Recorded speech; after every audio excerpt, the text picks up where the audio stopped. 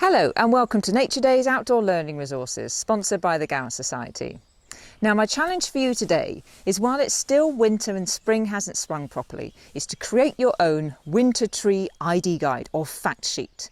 Now I'm going to show you how to make a fact sheet, but you could use any tree you've got. It could be one that's in your garden, or it could be one that you find on your daily walk. So choose a tree that you like the look of, and we're going to identify it by creating a fact file. One way to get a really good idea of the bark is to do a bark rubbing. Now if you're going to do a bark rubbing, you need to make sure that it is a tree which has some character to it. It can't be a really flat one, so the hazel's probably not a good idea. You need to make sure your part of your trunk is going to be dry, it's not covered in moss or any other plants. So I'm going to use this bit of an oak, and I'm going to use this area here. You'll need a piece of paper and you'll need a crayon. Now if you haven't got flat crayons like mine, then just peel off the wrapper of your crayon and use the straight side.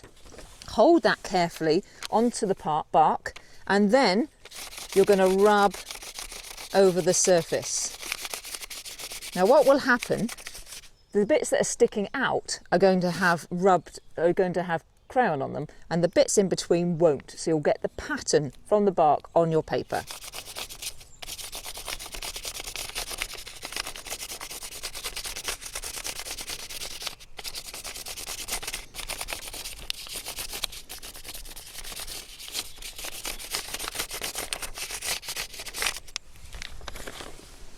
So there we go. So we can see those large big fissures in between the bits that stick out on our oak tree. So that could be used as part of your fact file. So find your tree, do your bark rubbing, and that's going to be our identifying feature for our winter tree for our fact file. So to add to your fact file, you've got your bark rubbing. You're also going to draw the twig of your branch. So don't forget to do the very end. So we're going to put our stick in. So this is an oak, so the branch itself stays pretty much the same. So we've got our buds alternate either side of our branch. And then at the very end, we've got our terminal bud, which of course has got lots of them, that cluster. So we've got 1, 2 on that side, another one behind, and another one behind.